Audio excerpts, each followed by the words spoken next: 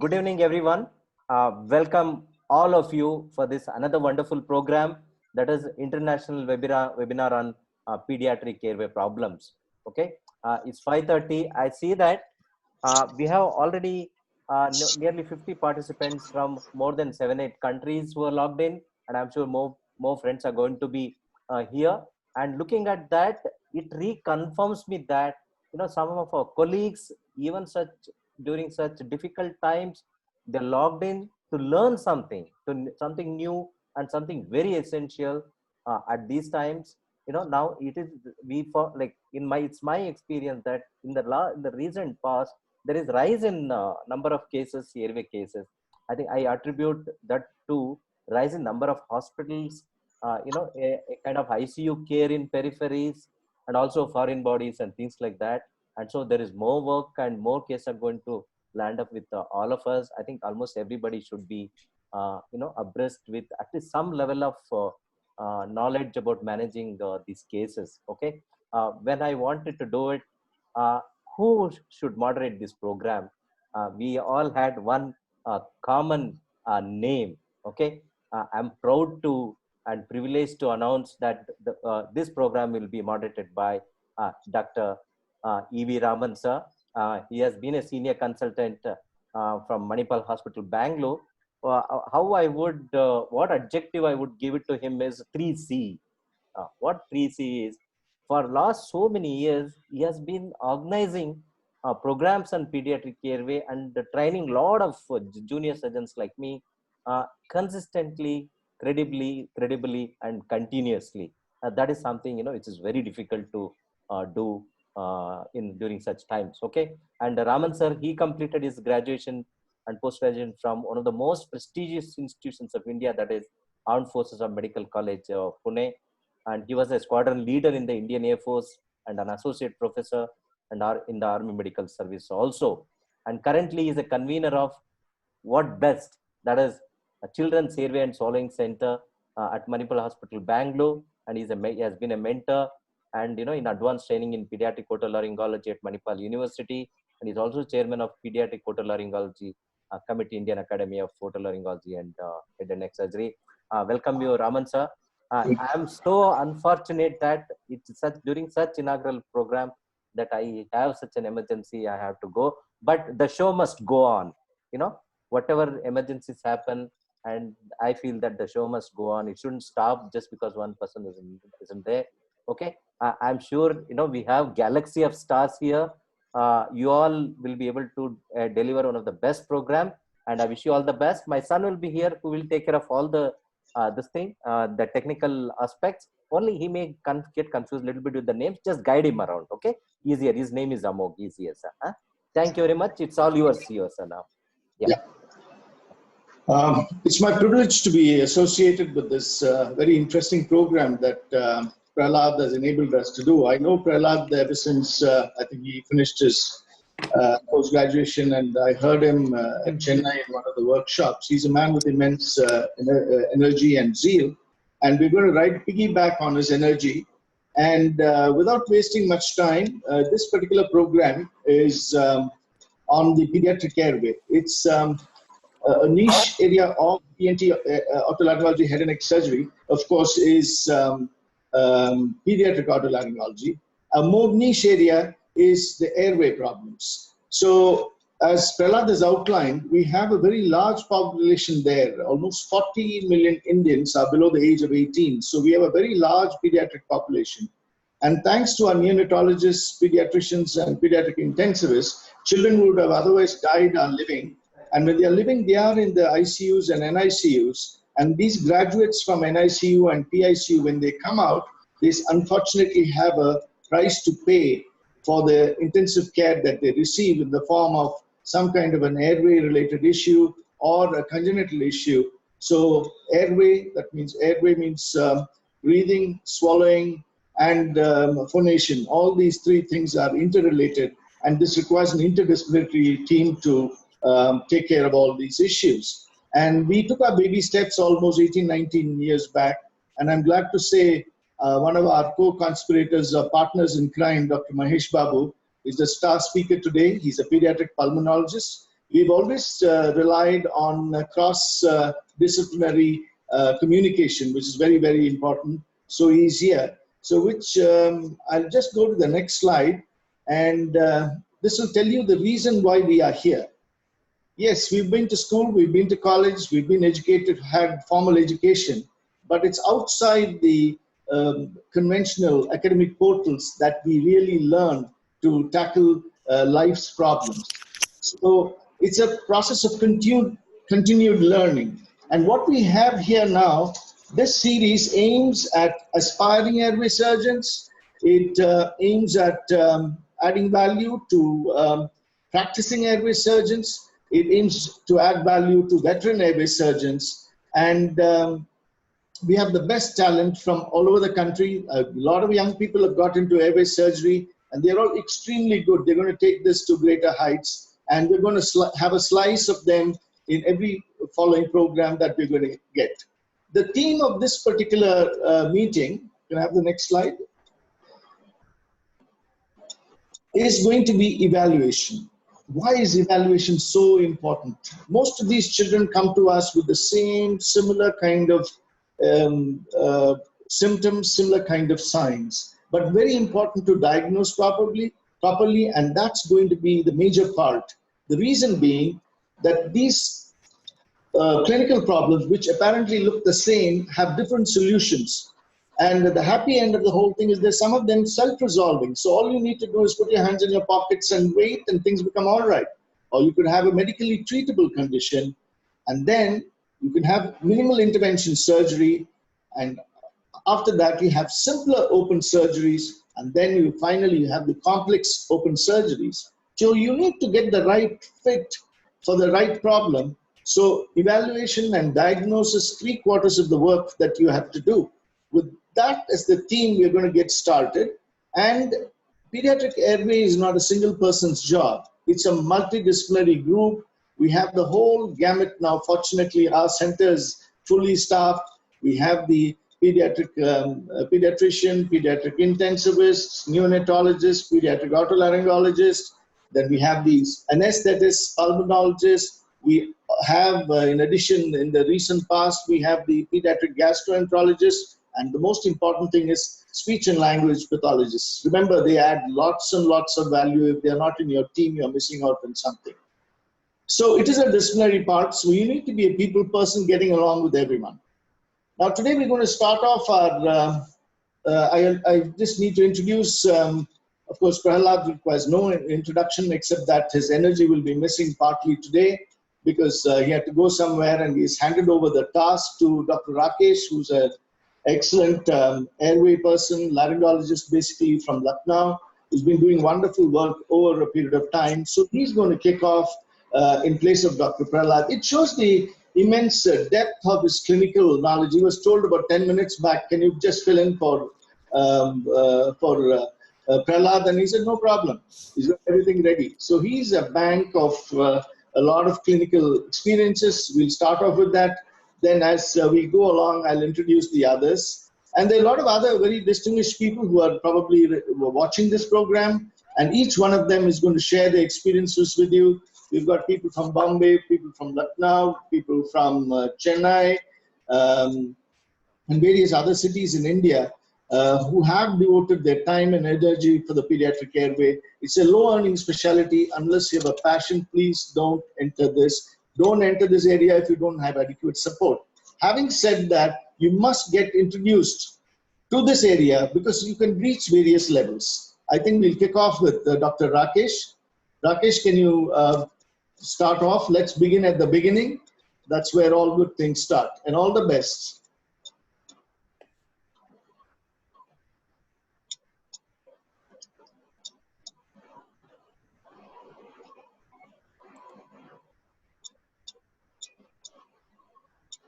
Rakesh, if you're still ready, then I can ask Mahesh to start off.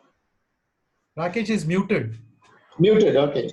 Can you unmute him, please? I'm not a co-host. Rakesh, sir, you are muted. Rakesh, just a minute. Yeah, he's unmuted. No, he's okay. I think Mahesh, I think you can start off in that case. Let's not waste time.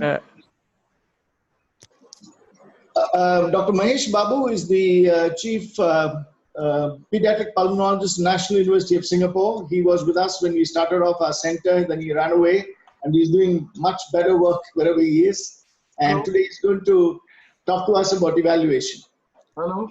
Dr. Rakesh is unmuted. Hello. Rakesh, do you want to fill in for Prahlad now, or you want to wait for Mahesh to finish? Yeah, let Dr. Mahesh finish. I have to see the slides. Okay. I'm ready, but after Dr. Mahesh. Sure.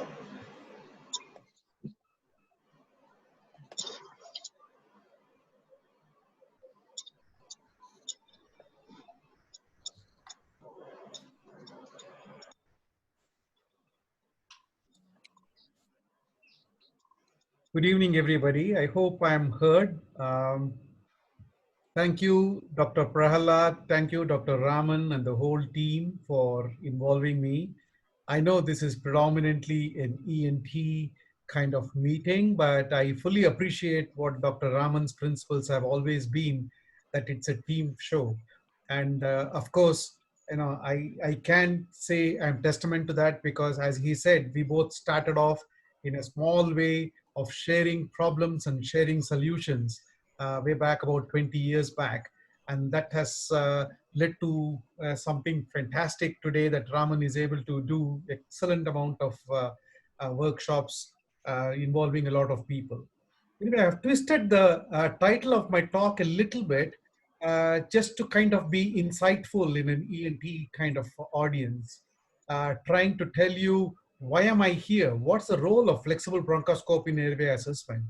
What rigid can't do. So I'm sure all of you are aware of what rigid can do. So here I am trying to say in what way a flexible bronchoscope can add value to that.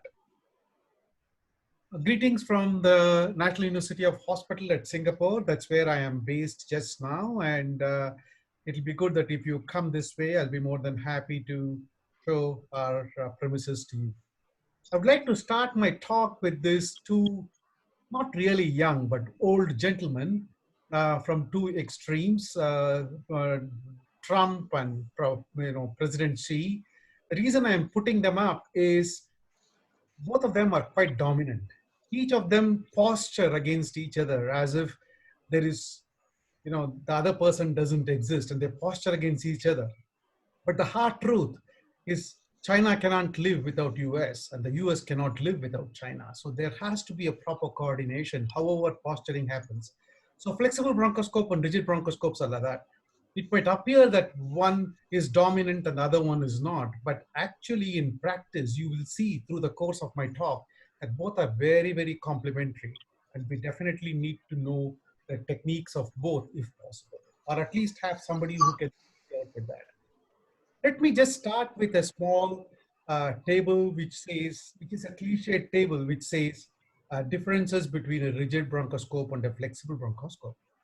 Of course, a flexible bronchoscope, you introduce the bronchoscope through the nose, and we all do most of our flexible bronchoscope with minimum sedation, as opposed to general anesthesia, which is required for most of the rigid bronchoscopes.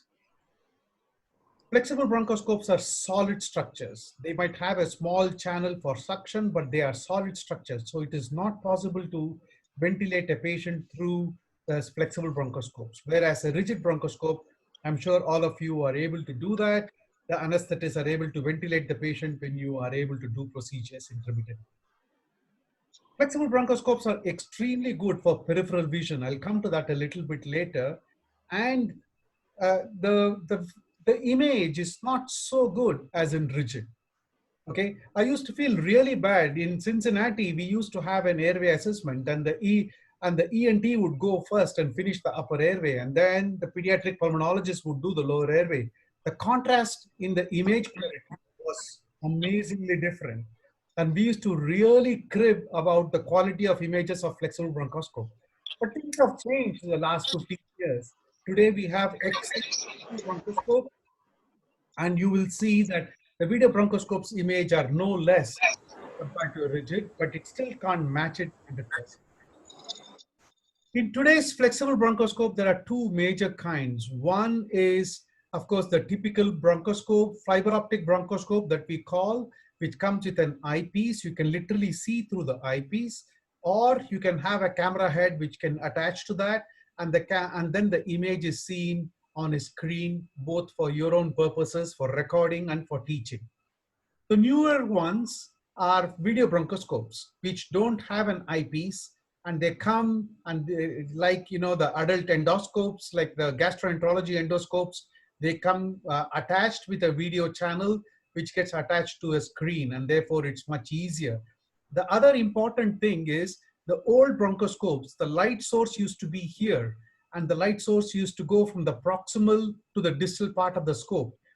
In this particular video bronchoscope, the camera is almost at the tip, and therefore the quality of image that you get from a video bronchoscope is so much better, and it's always wonderful to work with.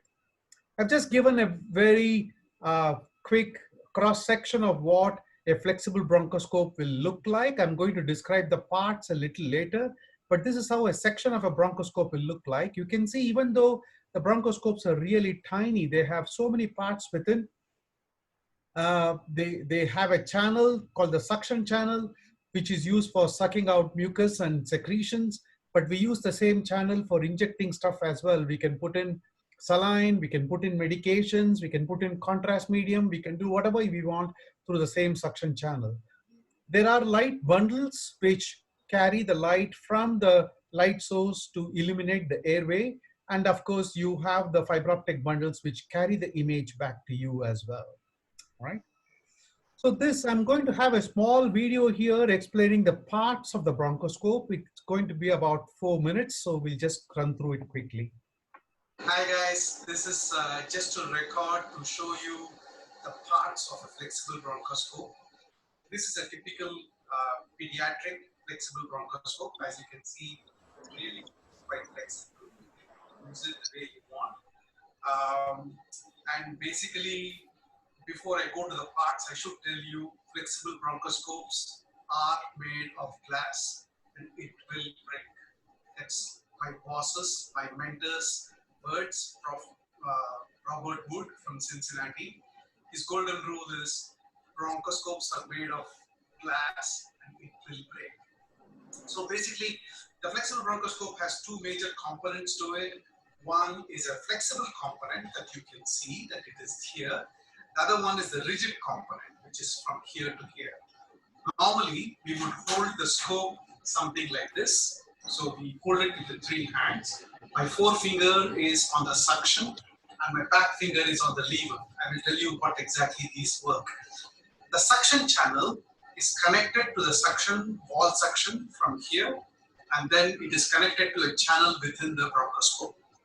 And the lever is used to move this up, down, like that. Okay.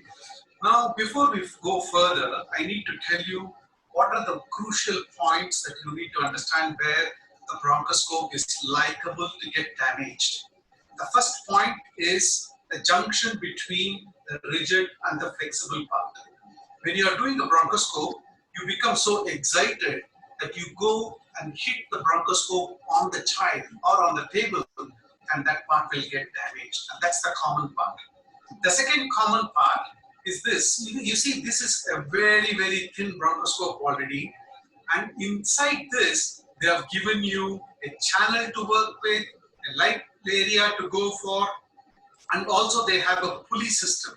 And the pulley system is the one which makes it do this. And because this area has to flex so much, if you see this, you can see this part of the bronchoscope has got a sheath in it. And this sheath, if you are not careful, will get damaged very, very quickly. So when you wash it, if you are not careful, it will come out like that. It will just come out as a sheath. Or if you put it into a very tight airway, it will come out as a sheath. So basically, this is these are the two most crucial areas which you need to recognize. Now I'm going to quickly show you what are the different movements that can be done with the bronchoscope. The first movement, of course, is something like you can do this up and down, up and down, up and down. That's simple to understand. The second thing to understand also, using this lever, you press this lever down, it goes up almost 180 degrees. You press it down, it goes down. So there's a lot of movement up and down as well. But as you know, it's not just these two movements. You need to be able to turn it to either side as well. And that is where flexible bronchoscope score over rigid. And what happens here, if you see, if I hold the bronchoscope directly straight, and then if I turn it to the right and left, we are able to do it only for about 30 degrees on both sides. But suppose I do this, I give myself something that we call as loop. If I give a loop, you will see the bronchoscope, you can literally turn more than 360 degrees. And that's called looping of the bronchoscope, and it helps for you to stand in one place and not move like what adult bronchoscopists do and carry on doing a bronchoscope. The last but not what I want to show you is how to put the scope, or how to introduce the scope through the nose. Once you're in the nose, the common mistake that everybody does is they just push the scope into the nose. And what this does is it shakes the image quite a lot. We teach what we call as walking the scope. We kind of, we do this, we do something like this. We call it as walking the scope, which means you will see that there is hardly any movement of the bronchoscope when I do this. Okay, and this is something which is very, very important for most people to learn. And for you guys at home, what you can do is you can use your pen, you can use your pencil, you can use whatever at home. If you want to practice, you can just walk the scope with your fingers, and that is a great asset to have if you're doing flexible bronchoscopy. Thank you.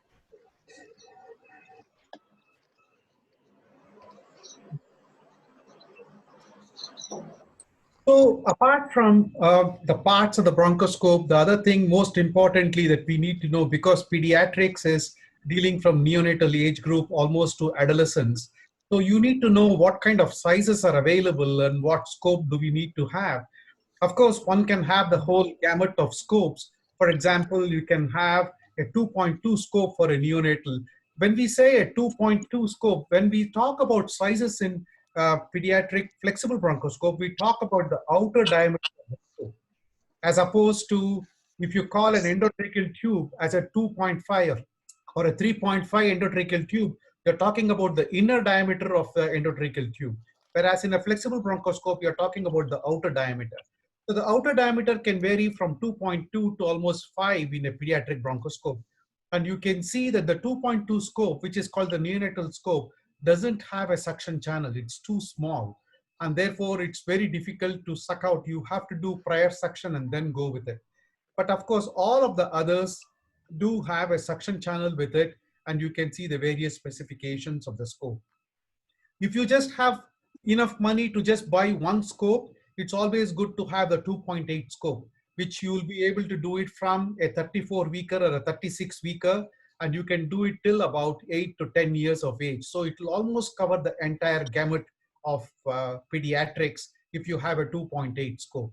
If you have more money, you can invest in one of the bigger scopes like the 5.4.9 or the 5 scope, which will take you from 8 onwards to 16 to 18, because the length is much more in these bigger scopes. Of course, as I told you, when you are doing it through an endotracheal tube, you always have to be mindful that flexible bronchoscopes are not ventilating scopes. They are rigid scopes. And therefore, there needs to be enough space between the flexible bronchoscope and the endotracheal tube for the patient to breathe around the scope.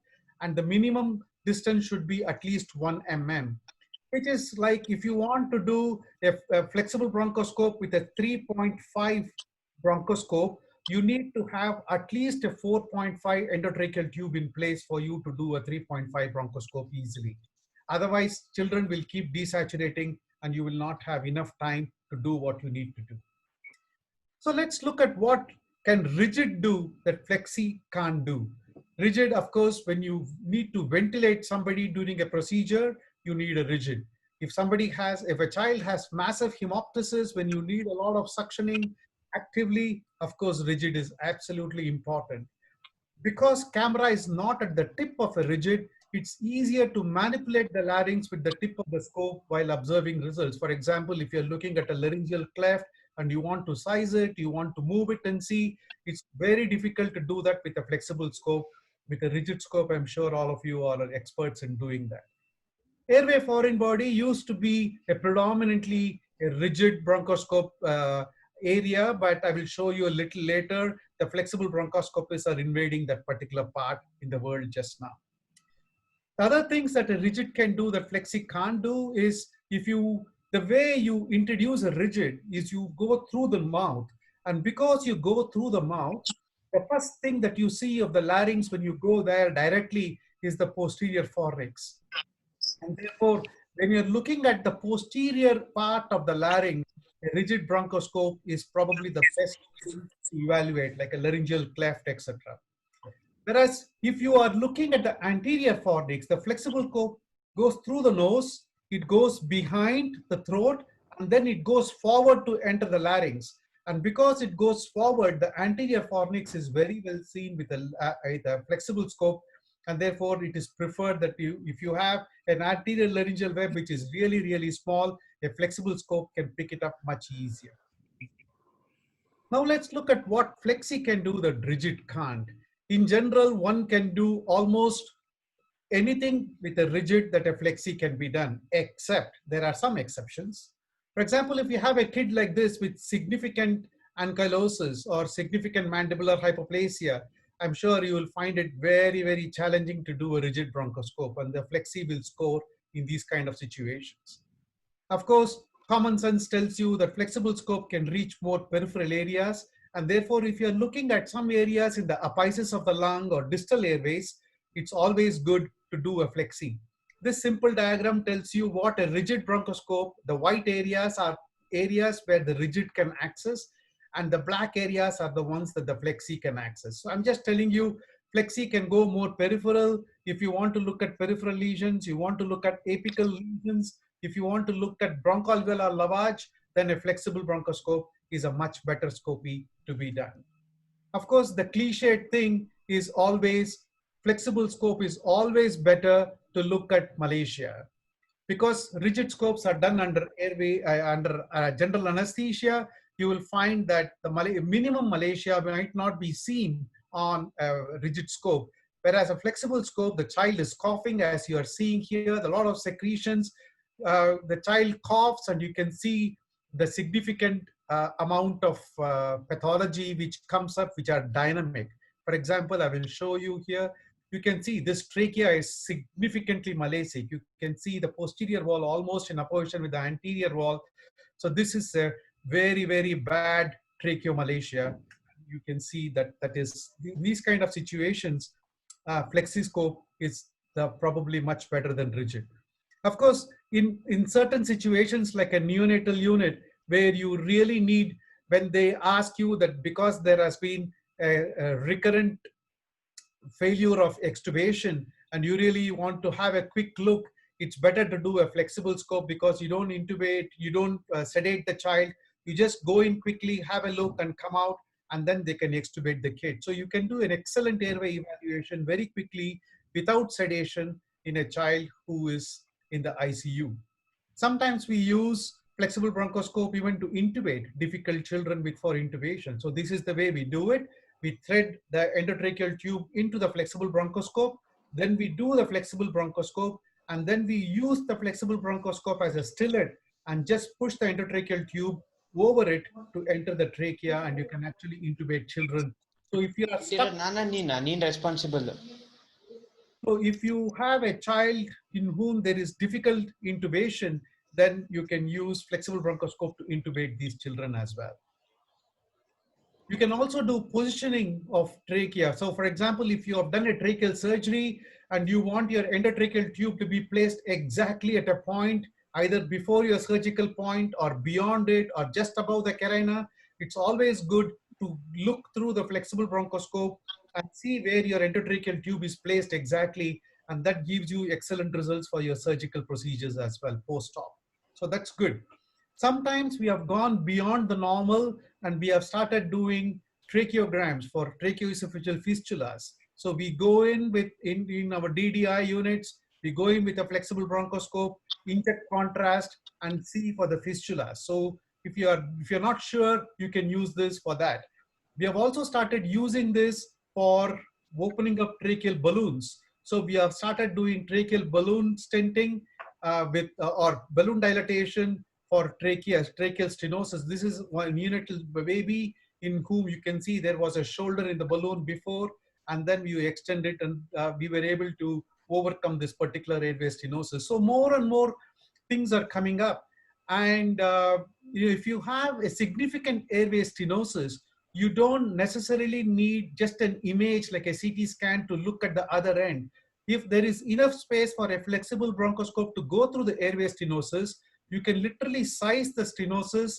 You can see how long is the stenosis, what is the length of the stenosis, so that you can plan your surgery based on the findings. So it's extremely useful to give you more information before you all plan your surgery. We can also do evaluation of subglottic evaluation from below. So you have a child with tracheostomy, and you have corrected your subglottic stenosis, you've had a look from the top, you would like to see how the bottom looks like, then I can actually go through the tracheostomy hole and go above from the tracheostomy hole and see the subglottic area from below. And that is a 360-degree evaluation of airway before you decannulate somebody in whom airway surgery has been done. So that's useful as well. Of course, as I said, foreign bodies used to be the predominant thing of rigid bronchoscopes.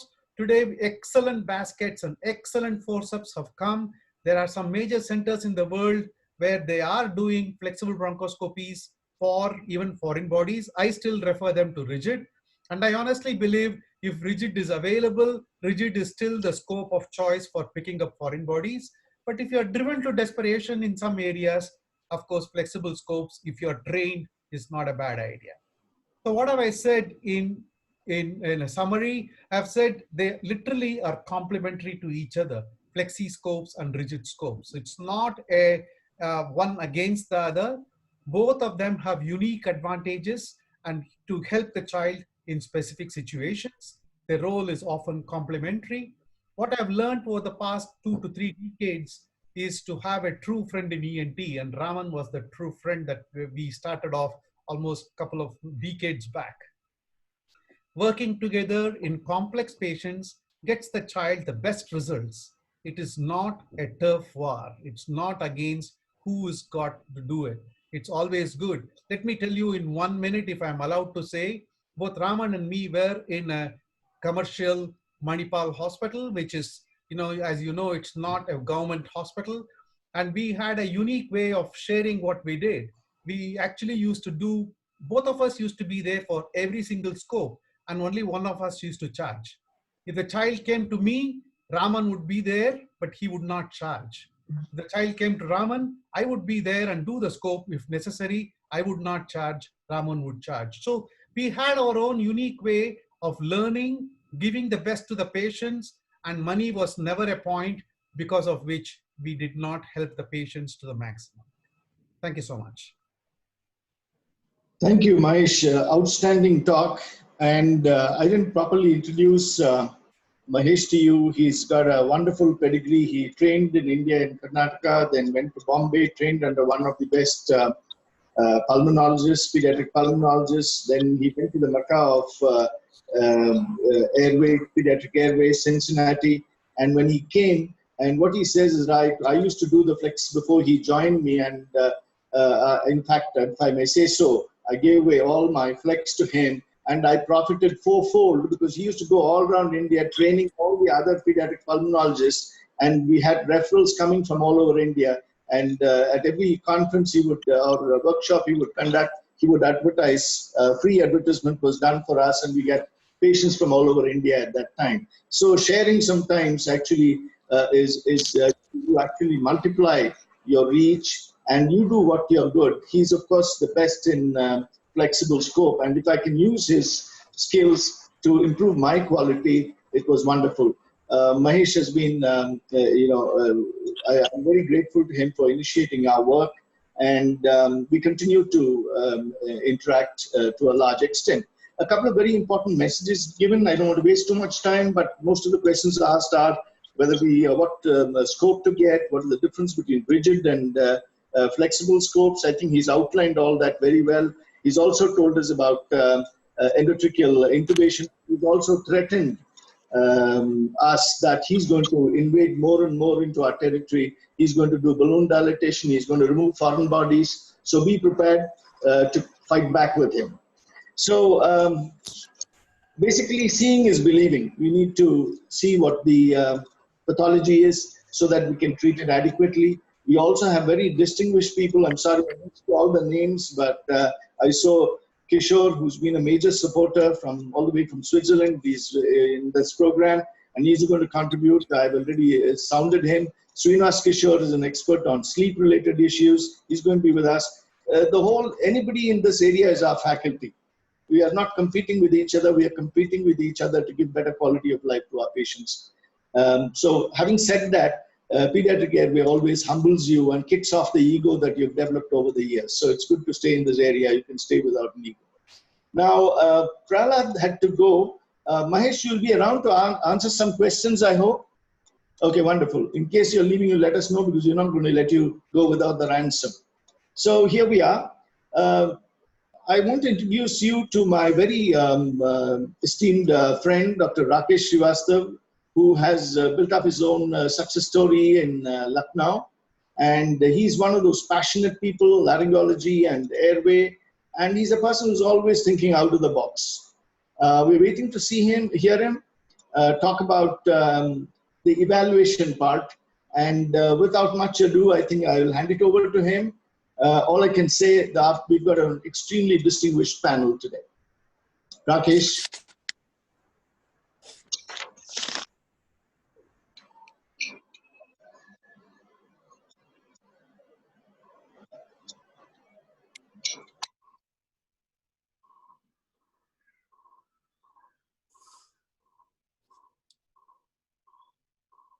Hello.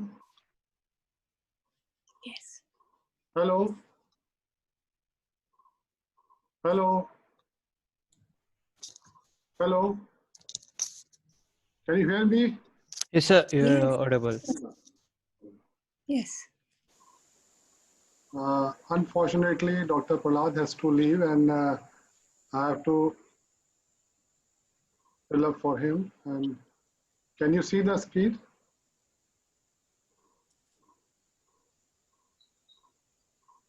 Hello. Yes, sir. The screen is visible. Yeah, visible. Yes, sir. It's visible. Yes, sir. Yes, It is sir. visible. It's in slideshow format. Yeah. So I'm just covering what Dr. Prahlad has left it, assessment and challenges of pediatric airway. Pediatric airway, as we all know, that it is one of the most challenging part of is the assessment of the airway, because and it's the most difficult part of airway, because it's the infrastructure which is required for the management of such childs. It requires a multi-speciality, and it requires a lot of instrumentation. It's a challenging part of the airway. The team effort, the result of the surgery will vary, and there are a lot of expectation from the patient attendants are high. And there's always a fear of death in patients and their attendants. The airway surgery, it's a multiple stage surgeries. Results are sometimes unexplained or unpredictable. It varies from patient to patient, and everything is a unique patient with a unique stenosis. So not all patients will behave same, and the results may be different in different patients. It's a time consuming, it's a less money is involved, because I'll be talking mostly in Indian perspective, because here the most of the patients are not insured. So less money, because it's a multiple stage, and the patients are mostly on ventilators, and they don't have money for the surgical management. So, and there is no private funding in this part of the India where I am working. So to start with the assessment, we all know that laryngeal function involves respiration, voice, and sphinctering function. The assessment, it includes the general appearance of the child, the baby, work of breathing, and circulation to the screen. The workup includes scopies, imaging, and assessment under local anesthesia, block, or general anesthesia. So for a severe stenosis, the assessment can be done using a laryngeal mask airway, and it should be done with a flexible scopy. In non-tracheostomized with stenosis, do track through the stenosis or 4 inches away from the stenosis. Regarding the nasal assessment, we have to pass the catheter to look for a coronal atresia.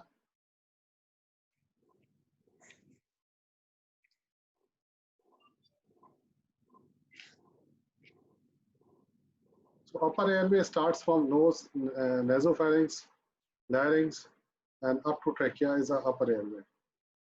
So anesthetic consideration for assessment of airway includes inhalational anesthesia. Normally we use inhalational for using a sevoflurane with oxygen, or total intravenous anesthesia, or in a difficult situation we can use a laryngeal mask airway. But nowadays my preferred technique is using a high flow, that is high flow nasal cannula, and using a total intravenous anesthesia. Endoscopy under general anesthesia includes archiving and interpretation, suspension, microlaryngoscopy, bronchoscopy, and surgical correction at the same sitting. So all the cases which has to be assessed, it should all be documented, because that will require the counseling part of it, and it is good for academic presentation. So assessment in office, many things you can diagnose in office using a flexible neonatal scope, either 2.2 or 2.8 size flexible scope. Supraglottic, most of the pathologies you can diagnose, even the subglottic stenosis, where the patient is stable, you can diagnose in office. But the baby is having a severe distress, then one should not do in office, should be done in OR only.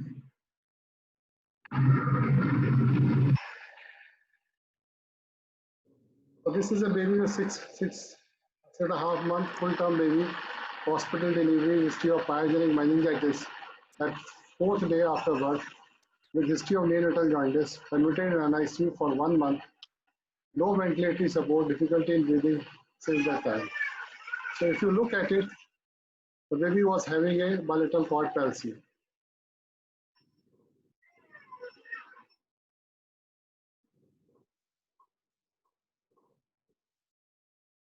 And this is the assessment of the airway using a flexible. Here, if you look at it, the abduction is not proper.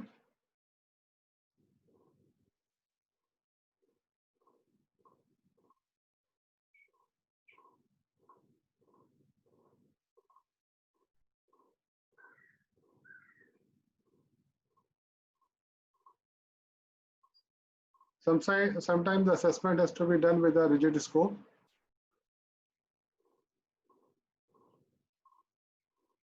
The advantage of rigid scope is you can really assess the size of the stenosis. So normally my preferred scope size is 2.7 mm. So 2.7 mm we can assess the size of the stenosis. And most of these assessments are done with the high flow. So these are high flow with mild sedation. It will help in assessment of the size of the stenosis.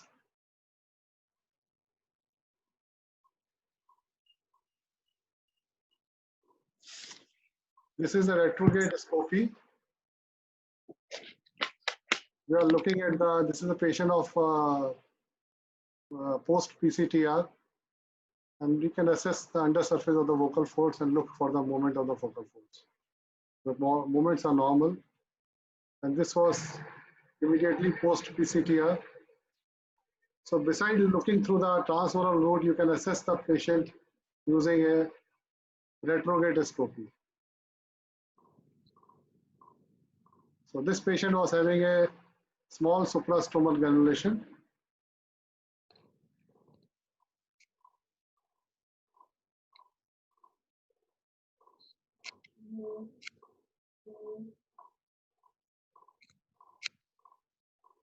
So retrograde scopy is important component once you are going to assess it, and beside it, assessment through the tracheostomy side to look for the any meniscus segment or look for the site of tracheostomy from the carina, the number of rings which are involved, so that you'll have an idea of how to go ahead with the reconstruction if the patient requires it. But the gold standard remains is the laryngotracheobronchoscopy. So observation and listening, and to assess that the baby is syndromic or non-syndromic. This is flexible laryngoscopy, X-ray neck, AP lateral view, high kilovolt. Normally in a busy OPD, one can get it to know in an unstable baby, to look for any epiglottitis or something in the retropharyngeal area. You suspect, you can get an X-ray neck also. Helical CT scan or MRI with 3D reconstruction is also useful. Sometimes we do is a multi-detector CT scan to know about tracheomalacia, to look for the post-expiratory or end-expiratory multi-detector CT to know about the tracheomalacia if the flexible scope is not available.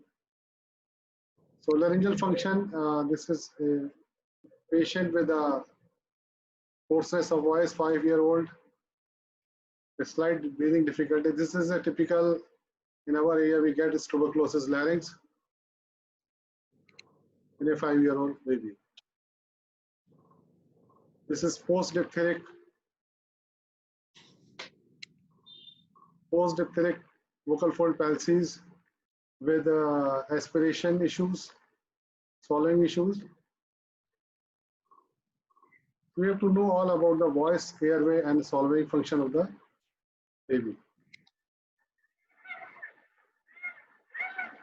This is a preoperative thoracic poisoning in a 3-year-old baby.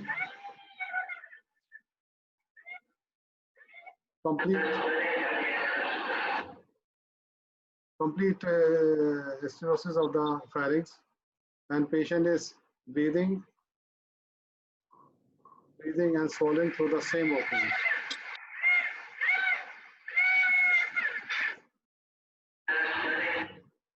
So coming to the signs of respiratory distress, they are grade 1 noisy breathing, mild to moderate dyspnea with chest restrictions. Grade 2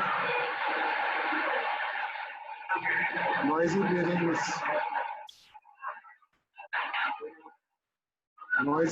severe dyspnea. This is a case of laryngomalacia, and this was after surgery.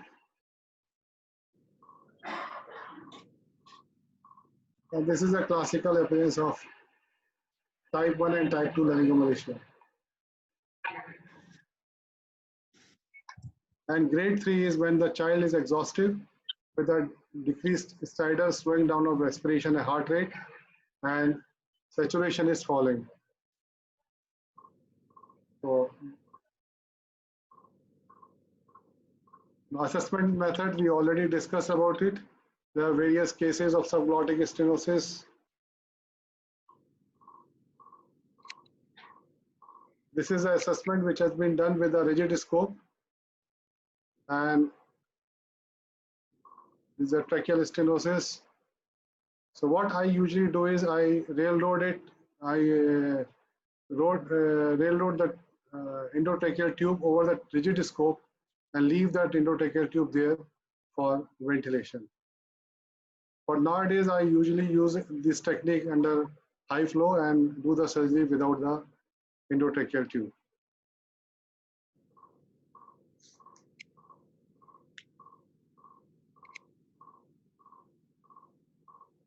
So assessment in NICU is very tricky. because we have to take out the tube and assess it at the same sitting where the baby was desaturating. So we have to keep everything ready, keep the suction ready, and as soon as we take out the endotracheal tube,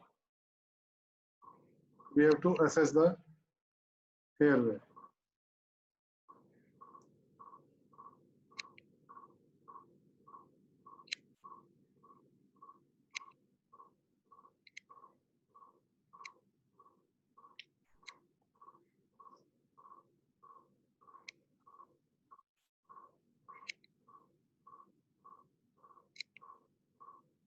A few more interesting cases like tracheal tumor at 18 months. This is assessment done with the Thrive in operating room. And you can see there's almost 80% of obstruction. So transnasal flexible laryngoscopy in office is almost incomplete because you cannot access the lower airway if the patient is having a double trouble like laryngomalacia associated with tracheomalacia. So you will miss out in office. But it is helpful for diagnosing a supraglottic pathology.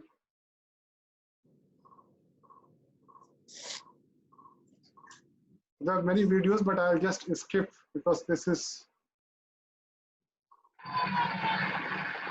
a patient with an inspiratory sound with mild respiratory distress, 1-month-old baby. There's a huge valvular cyst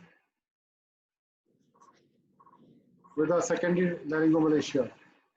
So what normally we do it, we just do the assessment under Thrive, high flow, and then we aspirate it, and then once the airway is secured, then we do the deroofing or the marsupialization using carburetor or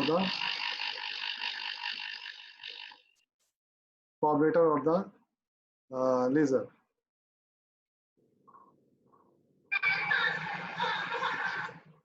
So there are different interesting cases like retroflex cyst.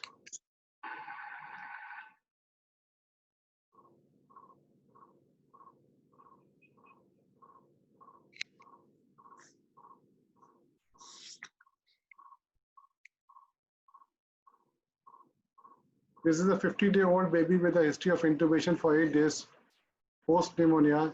She came with a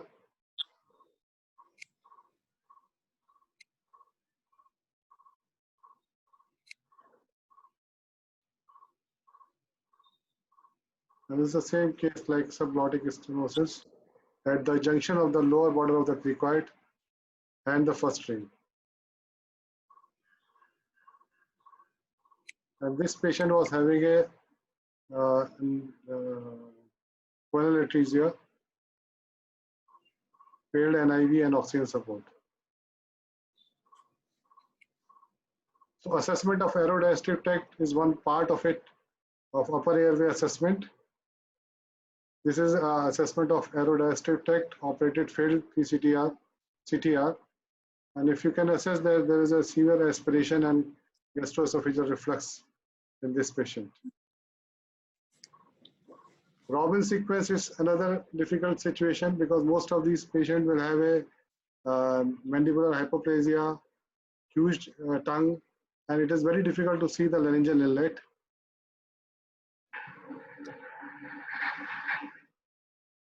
Though on flexible scopy it looks everything is very good, but once we tried it with the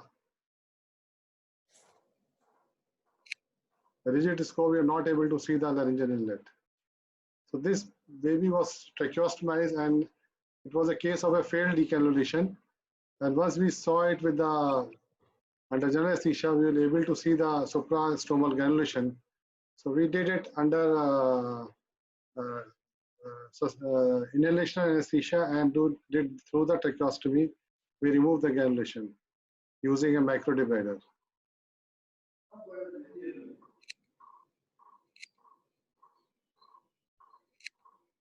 So these are a few interesting cases. Just how to report a case of stenosis. The type of stenosis we have to know, congenital acquired. location of stenosis, whether it's supraglottic, glottic, or subtracheal, degree of stenosis, length of stenosis, that is craniocaudal height of the stenosis, number of tracheal rings which are involved, feel of stenosis, whether it's a soft and hard, Malasic segment, how much is a Malasic segment, whether it's a segmental Malacia or it's a diffuse Malacia, distance from vocal fold, tracheostomy side, and carina. That all we have to write it on the case sheet. Palpation of arytenoids and movement of cricoarytenoid joint. Use a Lindau vocal fold detector to look for the movement of the vocal folds. And once we did it, we have to assess the size of the vertical height of the stenosis using this rigid telescope and then measuring the vertical height of it.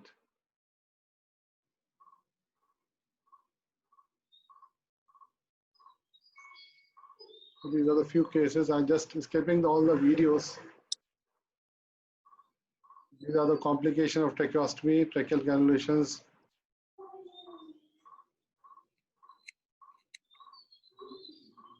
So missing link in previous two classification is whether it's a fresh or a healed stenosis or it's a nerve involvement. So these are the important factors. Even if the stenosis is grade 3, it can still be managed with endoscopically if it's a fresh stenosis. So nerve involvement also, it's now included, it's been included in as a comorbidity in Munoz classification. So degree of stenosis, that is whether circumferential and duration and length. So and age are already covered. So regarding the differences of, we all know about the anatomical difference between an adult and a pediatric airway. I'll just skip this. But Raman has already covered this aspect of it, whether it's a joint team effort of neurologist, cardiac evaluation. Most of the airway anomalies, they are associated with cardiac anomaly or the GI anomalies. So we should have a combined team of assessing these airways.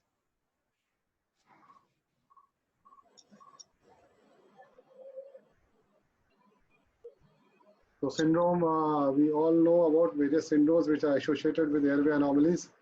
The common one we encountered in my setup is Robin sequence is very common because we are dealing with a lot of cleft lip and palate.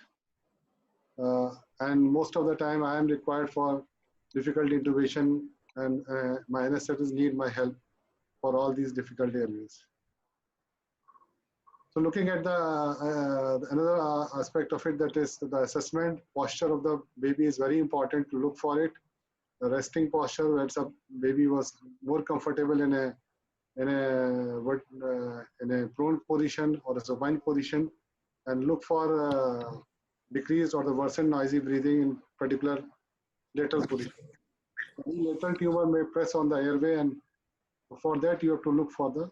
So I have seen a baby with a retropharyngeal abscess with a parapharyngeal extent, and once I saw the baby was more comfortable left side as compared to the right side because of the pressure of the abscess.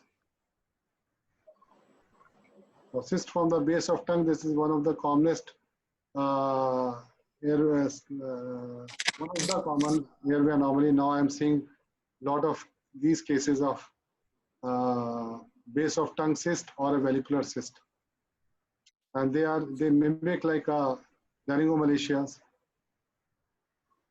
Looking for the voice will help to tell about the site of the lesion. If it's a muffled or a hot potato voice, it may be retropharyngeal abscess. Hoarse voice may be in vocal fold lesions. Muffled voice may be in supraglottic mass. Following problem like laryngotracheal cleft, tracheoesophageal fistula, and esophageal atresia associated with the choking spells in such cases. The age also tells about the type of pathology associated with the in that group of patients. Not going into the detail. The challenges we all know, we divide the airway into neonate, infant, less than 8 years, and above 8 years. Because 8 years is a period when the subglottis, it changes its dimension, and the vocal fold length also changes. So the 8 to 12 years is a different age group, and above it is almost an adult airway. So we have to know about the differences, and the site of stenosis also. Post-ventilatory stenosis is different in different age groups.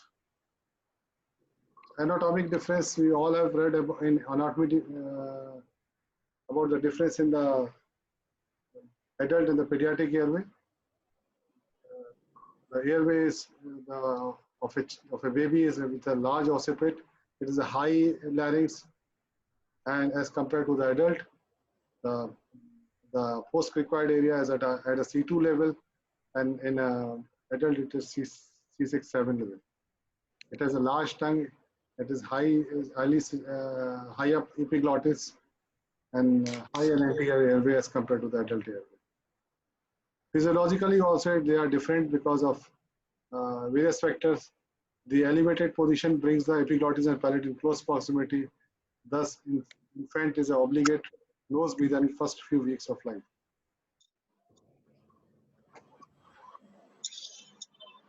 It has a physiological differences, lower storage of glycogen and fat in muscles. So they are more prone for the hypoxemia. They have increased oxygen consumption and decreased functional residual capacity. And so you have to be prepared for hypoxemia is faster in as compared to the, and they are more prone to bradycardia as compared to the adult. So whenever we are dealing with a difficult airway, so our anesthetic used to keep all the atropine, everything ready in case of the baby goes into the bradycardia. We all have read about the relation of resistance of airway inversely related to the radius of airway.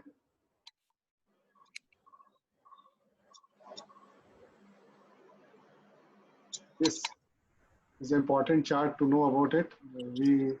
Most of our, even the postgraduates, they know about the relative prevalence of different airway anomalies in pediatric age group. We need to wind up because we have some more. Shashi's presentation is there. Yeah. Whatever's left, we will do some other time. Yeah, because this is a totally a wide topic.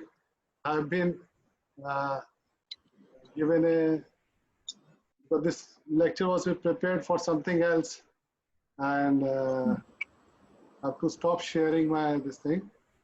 Maybe later on. So most of the part I have covered the assessment and the challenges of pediatric airway. Though I am a bit fast, but in this circumstances that we can do it for replacement of Dr. Prahlad.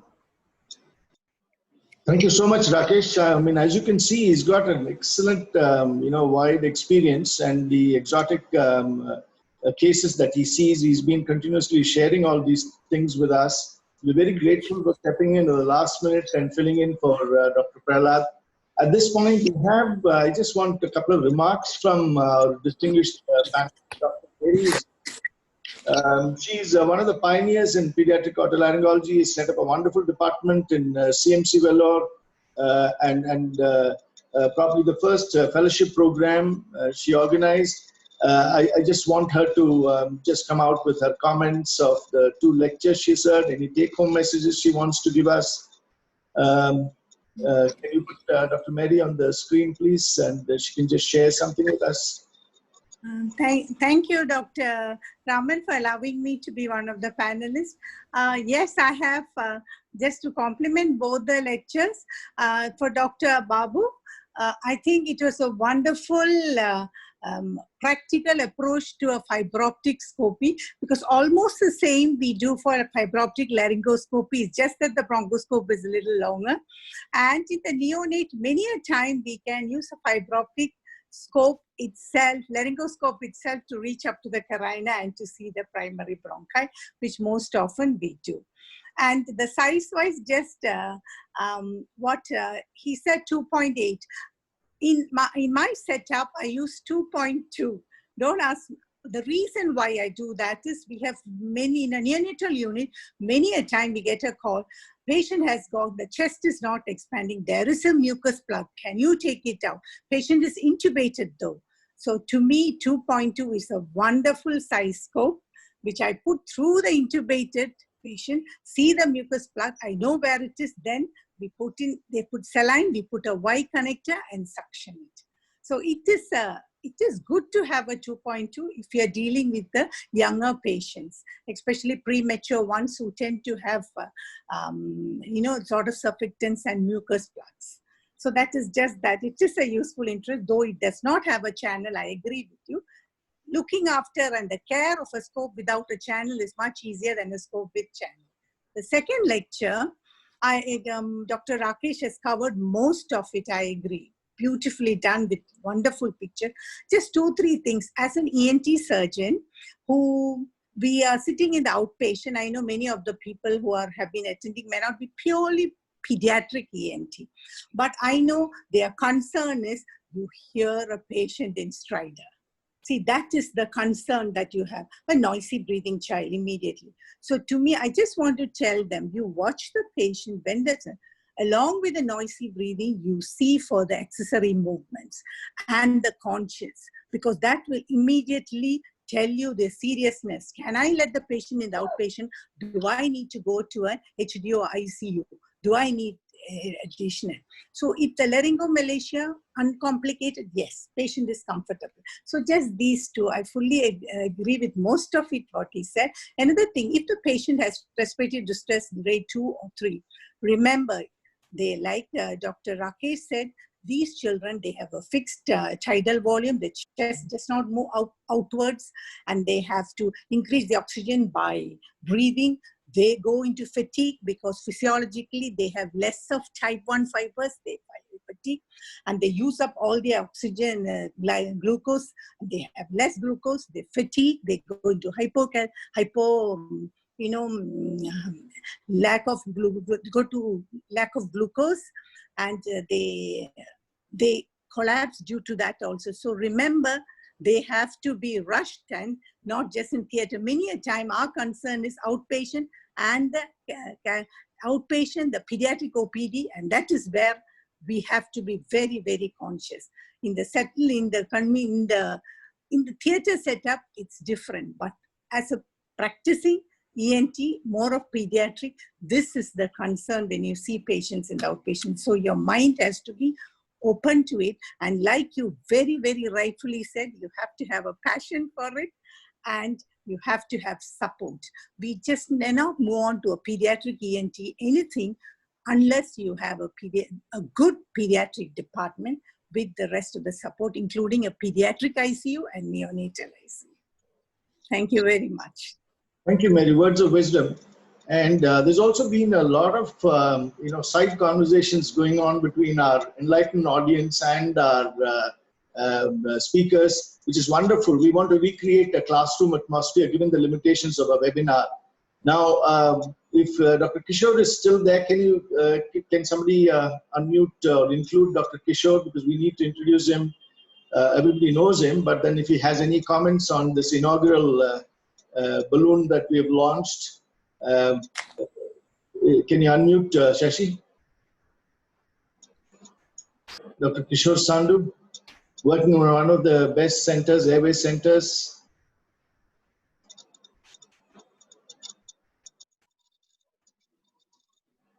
Shashi It Ram? would go from Dr. Prahlad's Hello, Dr. account. Kishore. Dr. Kishore is unmuted. Yeah, can you make him the co-host? Yes, I have made him the co-host. Great. Kishore, are you there? Hi. Yeah, hi. So thank you so very much, to Raman and to Mary and to Shashi and to Rakesh and to everyone. Just a couple of points on the two talks that we had. One was the flexible endoscope and the rigid endoscope are not actually competing with each other. They actually are complementing each other. So one of the things that is important is that we as airway surgeons we need to be doing both the endoscopies. The second part is regarding the tracheobronchial aspirate. So this is something which is extremely critical to have. Remember, these patients would have a tracheostomy. They would all be colonized. They will have Pseudomonas and MRSA and all these things. So you need to optimize your treatment. So a tracheobronchial aspirate whilst you're doing a flexible endoscopy is very critical. Last point, remember, the airway problem is to be seen not only as a problem in the airway, and you need to include the digestive tract into your, remember that you need to do an esogastroscopy typically to pick up eosinophilic esophagitis. Sometimes you need to pick up pyloric stenosis. And remember, a retrograde esogastric junction evaluation is very critical, because this is what is going to sort of, give you the right results. Point I'm trying to make is, as Rakesh made a point, that every patient of stenosis is unique, and you need to have a specific treatment given to these particular patients. The best treatment is at the first shot. So if you have to get your first shot correctly, you need to have all these things in your armamentarium. So remember, at the esophagus and the stomach as well, apart from looking only at the airway. Thank you for your comments, Kishore. And we're going to have more and more of Kishore. And this is a very democratic group. Whoever is doing airway work, at some time or the other, you're all going to be involved. Please be ready for that. Meanwhile, since we shouldn't run out of time and still have some time for discussion, I was going to request Dr. Srinivas Kishore, but I think he's a good friend. I can ask him to talk later about his views on what's happened today. So I think Shashidhar, Shashidhar, are you ready? Yeah, I'm ready. I can start my sharing. Dr. Shashidhar is with the Artemis Hospital. He's one of those, what can I say about him? I don't have words to describe. He's totally the most informed Hero of the pediatric ENT. And let's not waste too much time. We're all fans of you, Shashi. And please share the case with us. I don't want to run out of time. I'm sure you'll come out with some excellent case presentation, which we want to discuss. Forgive me for not introducing you in the formal way. Correct. So we just move on, and I'm more glad here because it feels like home, and all the panelists here are more to teach us, and the learning is between the panelists and everybody around. So to start with, how do we put everything what we learned today in the practice? And we discussed this case. So this case is in the COVID time, very recent. Old neonat presented to us. It was a full-time normal delivery in the COVID times, and baby was intubated on day 3 outside the hospital. And they tried extubating, and it failed. 3 extubations had failed, and every time there would be a chest retractions, and they would re-intubate the patient. They did an echo which showed a VSD with normal cardiac output, and the cardiologist cleared the kid. They did a normal syndromic morphology, and they did not find any syndromic features. So what we did was a bedside assessment with a Pentax scope. Here we are using a 2.2 scope. We are giving intranasally oxygen at 2 liters, and we had to increase it up to 6 liters because of the following saturation. And what you can see is a lot of collapse happening, and your first impression is there is edema, there is collapse, and you may tend to say it's a laryngomalacia. The lower trachea airways were all right, but a little bit of malatic segment lower down was there near the bronchus. But this is a breathing child, so everything is shaking. The child is trying to cry. Someone is holding the head. It's not anesthetized and everything. So we are shouting actually because someone is trying something and everything. The oxygen tube from the nose went off. So it's always like this in the airway. Now the important maneuver here is the child is active stridor, and it's closing the supraglottis. and you want to say, hey, why is it collapsing? Is it collapsing because of the redundant tissue, or is it collapsing because of some vocal cord issue? And the only way you have to confirm this is using the same flexible scope. You do what is called an in and out. So my colleague, Dr. Ruchi, would stand on the patient side on the table, and every time the child will breathe, she will say in, and every time the vocal cords will come together, I would say in. So in a normal child, when the child is inspiring, the vocal cords expand. So her in will be my out, and my in will be her out. So if you can hear this,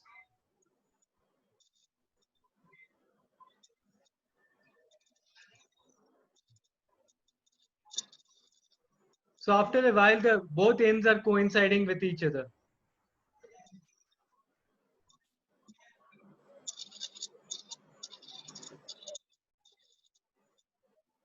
So then you kind of realize, oh, there are too many things going around here. Edematous supraglottis, some laryngomalacia because of the redundant arytenoid mucosa, and also a bilateral cord palsy. But what you're sure is the child does not have a subglottic stenosis, and the child had 3 failed extubations.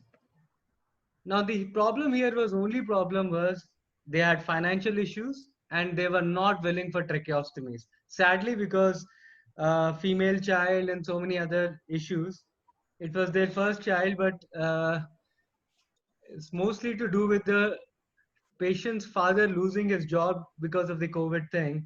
So he didn't want a tracheostomy. So what we went ahead and in the same setting was intubate the child.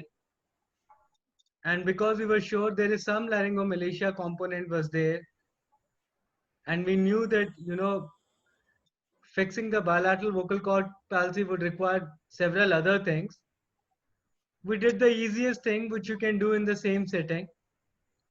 So first we reassessed everything under general anesthesia with a rigid scope, because the anatomy is much more clearer. You can see, if you haven't missed a complete tracheal ring, or the mucosal pattern inside the tracheitis and all those things are much more easily seen. But if I pause the video here, so this is what happens when you examine with a rigid laryngoscope. You're fixing the larynx here. The Macintosh is anchored over here, and you're limiting the motions of the larynx. So a lot of these collapses which you were seeing in the flexible will suddenly not be very apparent. So like Dr. Sandhu and Dr. Mahesh, everybody said, flexible and rigid, they both augment each other. So the dynamics, if you want to see, the flexible is a better tool. If you want to see the anatomy, the mucosal characteristics, take biopsies, rigid is definitely a better tool. So in the same setting, you just cut the redundant mucosa here at the AE folds. Nothing fancy, just take small scissors and cut it. You don't need a laser for that. All you need to do is avoid not getting into the big vessel over here. And do the same thing on the other side. And this mucosa which you're excising, it should be more on the posterior aspect of the arytenoids. It should not be near the laryngeal inlet, because when the scarring happens, this scarring effect will take the mucosa behind and reduce this redundancy at the posterior part, which prevents it from flopping it inside. So it's very important that you don't cut more on the luminal side, but on the posterior side of the arytenoids. And this was done within 5 minutes. And then the child was extubated after 1 day. And post surgery, actually the child was much worse, but he was tolerating the decannulation. There were a lot of secretions, and the child required almost 20 liters of HFNC to maintain. And Scopy showed that, you know, the palsy is much worse.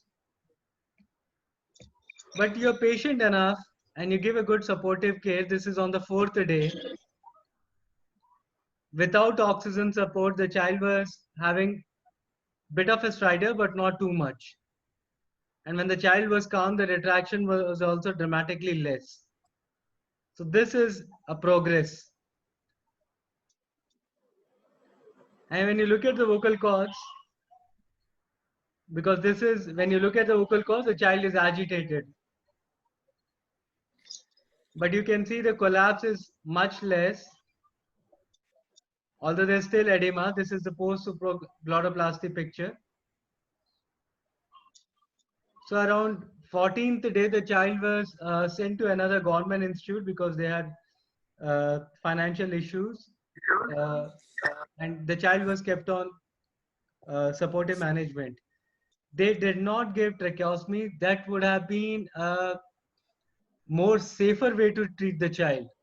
We would not know until we have exhausted the NIV, non-invasive ventilation, if this child would do well without a tracheostomy or not. But you know, if the resources are limited, the tracheostomy looks like a good option. Now, I'm not going to discuss the whole thing, but the diagnostics, what I'm trying to tell you is, it requires both flexible and rigid laryngoscopy. Why I'm saying this is somebody did a meta-analysis of 3,500 cases of all the bilateral cord palsies which are reported in the literature. And because they did not do flexible and rigid laryngoscopy both, all the cases were taken out as exclusion. Only one paper was taken in the inclusion criteria. So I think it's a big deal. Why? Because they wanted to know that have you palpated the arytenoids to see if there's a arytenoid fixation or not, that you're committing yourself that it's a congenital bilateral cord palsy. To my whatever little experience we have, I have not heard of my colleagues or myself encountering a congenital bilateral cord fixation, although it is not impossible. But yes, the criteria used in that particular paper was that if you have not done assessment with both flexible and rigid, you have not done the complete assessment of bilateral cord palsies. So this was one part. Now I discussed here that if you use rigid, it will only fix the larynx, and the depth of anesthesia is also very important. If you are in the deeper planes and you're using flexible, the paradoxical movements can come back. It's simply because the respiratory efforts decreases, the muscle tone decreases, and the larynx starts collapsing on its own, and you can have a paradoxical movements in which you can think is a bilateral cord palsy. So depth of anesthesia is extremely important, whatever way you are assessing by flexible or the rigid. And it is good to palpate. Not so because the joint will be fixed, but you would eventually uncover a laryngeal cleft or a subglottic stenosis if you are palpating. So for the new people who have joined in the ENT, this is always a good idea to inculcate this thing of palpating the joints. Now, what are the workups here? Because just because you have diagnosed this case as a bilateral cord palsy, you have to give a prognosis to the patient. How will this child do? What are the problems? So this is another thing which is very important, that MRI brain is preferred because Anal-Chiari syndromes, which are the most common syndromes associated with congenital vocal cord palsy, is best seen by MRI, not by CT scan. And you may miss a lot of them by just doing a CT scan. The problem with MRI is it takes a longer time for the brain. The child would be intubated and to be taken to the MRI suite by the anesthetist. Arranging that would be a challenge. but still you may delay the MRI by a month or 1.5 months, but in the workup, the MRI should be done. Cardiac evaluation should be done. A minimum echo should be done. Now, genetic testing. Why would anybody do a genetic testing in this? Uh, Things have become easy because now we just go ahead and do what is called an exome analysis, which is like a cocktail of some 25,000 genes, which is run in one go, and they tell you what is the genetic mutation the child has. It's not very expensive or prohibitive. It costs about 20,000. In subsidized rate, it may come around 12,000 for the institutes. Now, only in one case it was useful to me, and I'll come to that case. But it does pick up syndromes like Mobius syndromes and tells you cerebral palsy or global hypotonia syndromes. Why? Because these syndromes are not going to improve dramatically in the near future. So you're better off doing a tracheostomy in these cases. Whereas a classical idiopathic bilateral vocal cord palsy means you don't have any of these syndromes. You don't have an Arnold-Chialdi, you don't have a Mobius syndrome, you don't have a cerebral palsy or any of these syndromes. And they have, in the literature, 65% chance of improving on their own. You don't have to do anything. Up to 2 years, the maximum follow-up is 5 years in a study, where almost 12 out of the 21 kids improved on their own. And in the rest, they had to do a tracheostomy, and 6 out of the tracheostomized kid also improved on their own.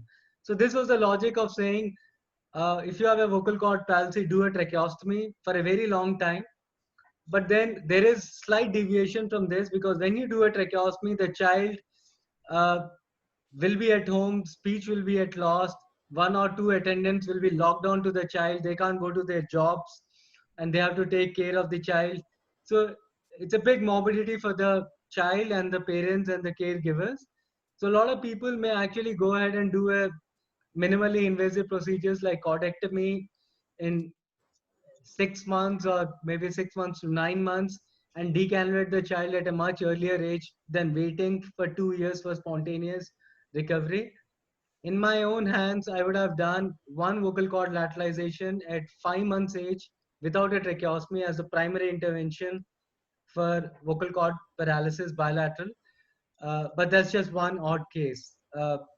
Given a choice, it's much safer if the child is from periphery and you don't have too much of good intensive monitoring, to just do a tracheostomy, teach them the tracheostomy care, and send them to the periphery, then to try endoscopic procedures on children. Now, this is the case. Now, the options here are for treatment are NIV support, tracheostomy, lateralization procedures, posterior arytenoidectomy, posterior vocal cord lateralization with arytenoidectomy, which is a partial arytenoidectomy usually. Then there is a posterior grafting, which is done especially Dr. Ajay Matthew from CMC Vellore and Dr. Mary's team has done those procedures, and we are very proud of that. And then there's endoscopic posterior cricoid grafting. The official position of that, who is going to do it in this country, is still vacant. I'm just waiting for the first person to see who's going to do that. Now, this is a similar case, and it's an extremely interesting case. So this child is 5 months, weak cry, failure to thrive, and he is diagnosed as a perpetual reflux. And the gastroenterologist, pediatric gastroenterologist said, don't give milk. They did not give milk. Then they said, oh, you're giving the breast milk. So they said, mother, not to give the breast milk. Then sometimes the mother was giving feeds on and off. Then they said, mother should not take the milk. So that also they did. Now, he had several episodes of pneumonia, and neurologist had seen this kid, and MRI brain was done and nothing was significant. Now, I want to take you, okay, something happened here. Step by step, is when we are in a hurry to give a diagnosis, we miss so much. So this patient had a hyperpigmented genitalia for which they had undergone extensive workup. All the catecholamines, dexamethasone suppressant test, everything was done. So if you look at this, the child has ptosis here. He's not opening the eyes. No, he's not closing it willfully, but he had ptosis there, which was missed in the assessment. And this is a crying child. And if you look at that crying child, the palate is not moving up. And this child is not anesthetized. And you see significant saliva and secretions are coming into the nasopharynx. So you might want to break there for a few seconds and see why is there. So you already have in mind, okay, this palate movements are not very good. And the scope is touching the wall here and there. And I can't see any gag there, which is again a very important sign that there is a sensory loss as well here. Now see the posterior pharynx here. It's wide open.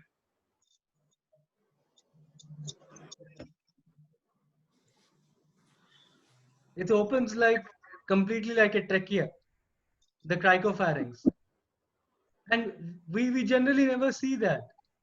It's only during a vomit or some things you might just get a glimpse, but the posterior pharynx never.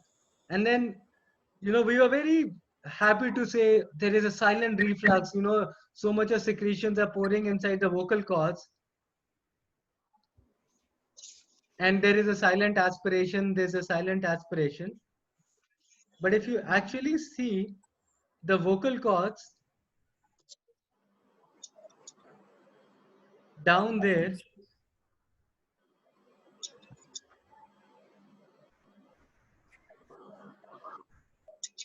here. So it's always this murky because it doesn't have a suction port.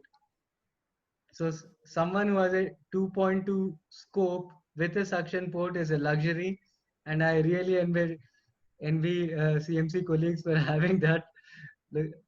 So this child had a very good competent vocal cords, nicely adducting and completely closing the glottis.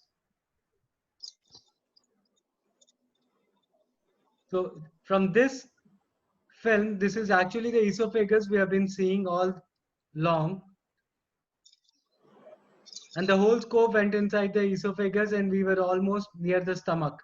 This is all esophagus, which is like wide patulous open till the mid esophagus.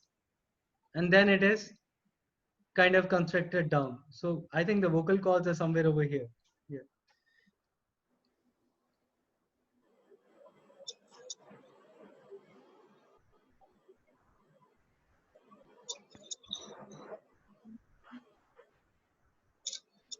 Okay, but nevertheless, it's a completely nicely closing vocal cords. We only got a fractional glimpse of that. So then, you kind of make a mental note. There is something called, the lower cranial nerve 9, 10, 11 palsy. You may think it's a lower pons lesion or some sort of a global lesion there at that level.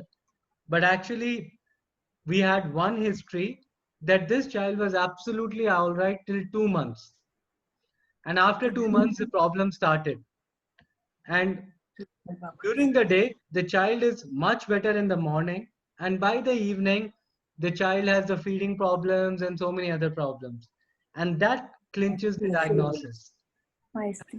Yes. That's a very good answer by Dr. Mary Kurin. It was a congenital myasthenia gravis, which was strongly suspected because of the laryngoscopic findings and other things.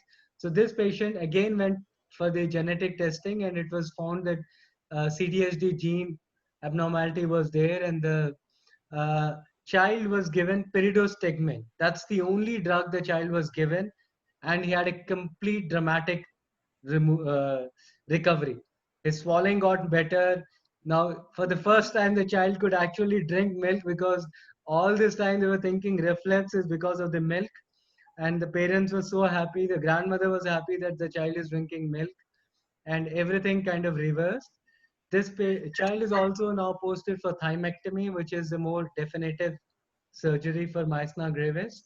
But we are yet to find the literature if those congenital CDST mutations do well with the thymectomy or not. That's one question we are in this on this. So that's one of the things which I can just tell to my colleagues, that sitting in the OPD just with the fiber optic, you have so much. Yes, ma'am. Sorry. That concludes my talk. Thank you, Shashi. Excellent talk. And then we've got so much of wonderful lessons from today's deliberations. I think we can go on. I quickly want to thank Mahesh. He wanted to leave. I told him to please be here so that we can at least thank him formally for joining us. And Mahesh, even during the next episode, if you're around, it'll be good, because we've got a lot of questions which are unanswered. Unfortunately, we almost, it's around 7, 8, we've reached the end of our time slot. And I think we should, with better time management, as I was speaking to Dr. Kishore earlier, exchanging messages, that we need to have more time for discussion. And there's so many wonderful questions and comments which have come in the chat box. Unfortunately, we don't have much of time. Do we have some time? I just wanted to make one comment on this, because this was the only place where the endoscopic will not be helpful.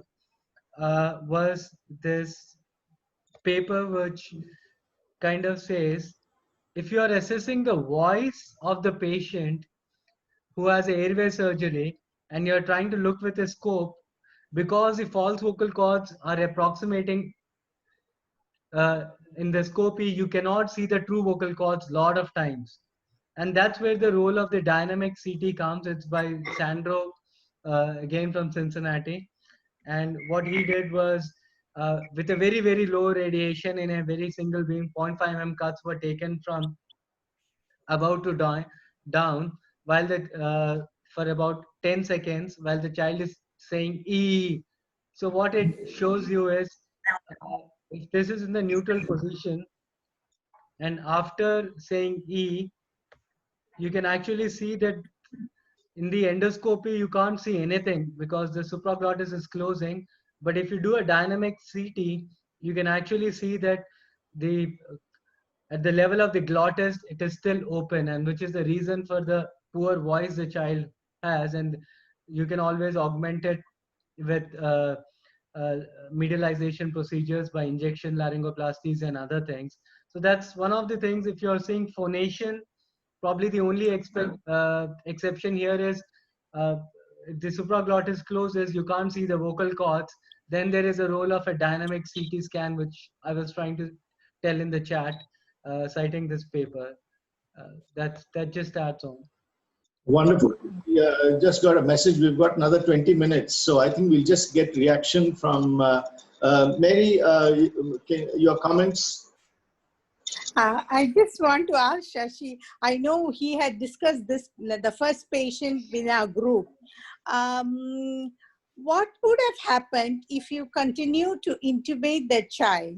Because to me, the child had supraglottic edema and cord palsy and 3 intubations. We do not know. He said he's a full-term child, unlikely to have probably some acute breathing difficulty, whether it was a traumatic intubation and that went on and they tried ties.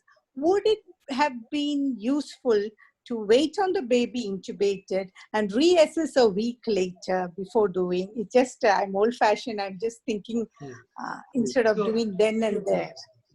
That's the ideal scenario a lot of times, but this child was already on 7 days of ventilator, and they ran out of the funds actually. Okay. And we had no other option to just have a look on this. And actually in the 3rd intubation, they could not intubate it well because of the arytenoid edema, and they said it's a stenosis when they sent it to us. So we also wanted to see if there is a stenosis or not. But your point is very valid in a sense, because in neonates, in my own hands, I would have seen at least 5 or 6 kids who had just prolonged intubation and a vocal cord palsy, and they recovered, which Yes. recovered completely without doing anything. Completely. And I this, too have that. yes. So this is not from the idiopathic vocal cord paralysis which we see, but it's basically the injury of the intubation which might have caused the transient weakness of the vocal cords, which generally responds without doing anything. And if that's the philosophy, I completely agree with you. Just leaving the kid may also had a chance of him recovering on that part. Any quick comment? Wonderful. Very nice Oh, presentation. wonderful. No, Thank you. I mean, Thank I you. think it was so good of Dr. Shashi to share that beautiful myasthenia endoscopy. I have never seen one esophagus opening so That much. beautiful. It's a wonderful. It is That's one. surprising. I think it's a very rare case. Wonderful. Congrats. For you. Thank you, ma'am. Thank you. Absolutely. Yeah. Yeah. Thank you very Kishore, much. any comments from you? Can you unmute Dr. Kishore, please? He's around.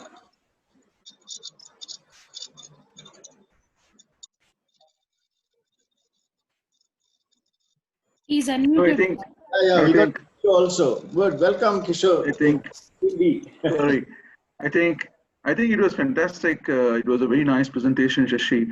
I just had one question to you. The kid has had a jejunostomy, which I could see. So this transpyloric feeding that was done, was it done with a cause? Number one. Number two, that did you have a possibility of trying non-invasive ventilation in this particular kid rather than an intubation? Because after a certain period of time, you do have intensive care related issues that start coming in. So yes, what Mary said is right, that the question of intubation versus a non-invasive ventilation, and then you can sort of, keep the patient sort of sedated. So my questions were these two things, that, why a jejunostomy was done, and number two, did you think of using a non-invasive ventilation? So no, the jejunostomy was not there. I think it's just a confusion of ECG leads are there. Yeah. They just ran down the ECG leads from down because there was no clearly. Every time we had to do scopy, we had to remove the NG tube. I'll just yeah, that's the ECG leads and temperature probe. I think one of those things.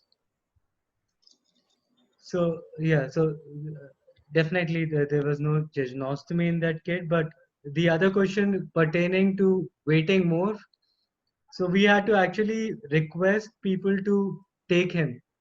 Because of the lockdown, we had a big issue of transferring him out, and that was a time when COVID test was not available, and none of the hospitals wanted a kid from outside in their NICU, which had 28 kids, and if this kid would be COVID positive, it will be a big mess for everybody around in that hospital. So so it took us almost 5 days more to actually arrange it to shift him out. Ideally, I would have done a tracheostomy, but I go by your advice, and most of you did say the same thing. If you can wait little longer, because when we transferred out the kid was on 1 liter oxygen on the hood. That was the only requirement intermittently. Most of it was better, but during the feeding times, he would desaturate to 88, 86. But after the feeding, the child would just pick it up. That was the only issue in that kid.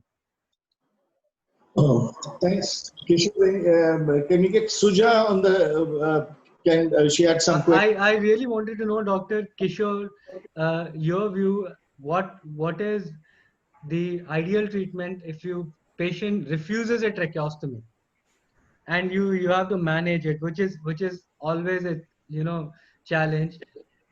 What would be the minimally invasive procedure which you think would help the kid to send him home or to give him better recovery? I think there are a couple of things that are really important. I do understand the financial aspects of the patients and the conditions that we have in India. I'm aware of everything.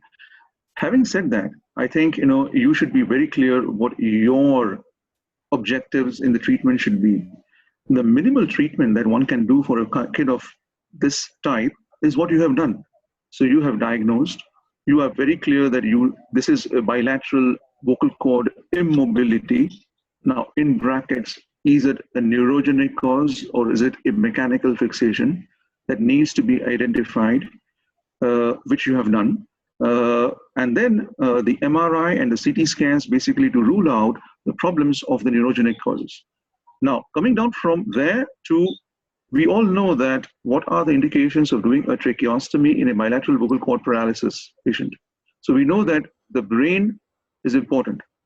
It holds the key. So if we have a brain problem or a neurological problem in the child, we don't think twice. Tracheostomy is the reason that we have to go for it. So we have to do a tracheostomy. If the brain or the neurological cause is ruled out, then we go into all these 6, 7 things that we have spoken about.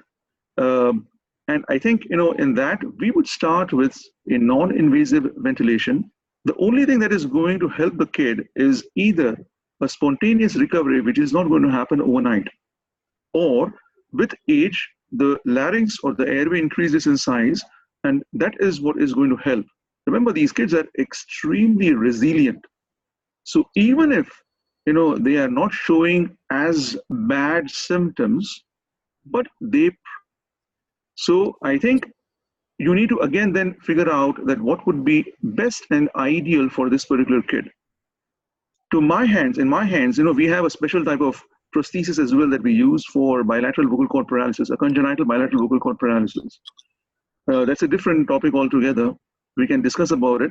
But in my hands, in fact, I have a chart, a flow chart that I would do all those things before I get into tracheostomy.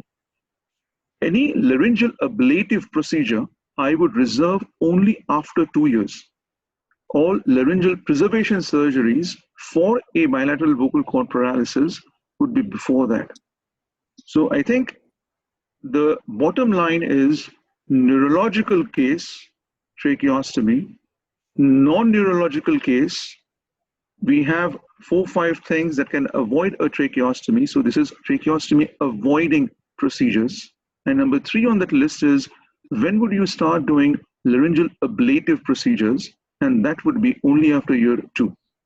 So this is the way it breaks down. And then I have a small flow chart for these kind of patients that, okay, what would I do first, then the second intervention, third intervention, fourth intervention. Parents need to be ready for a long hospitalization, and they need to be ready for perhaps a stressful and a rough time, meaning that if, let's say, our first option fails, we go in for the second option, then go in for the third option. So they need to be ready for a long and stressful period during this period of time.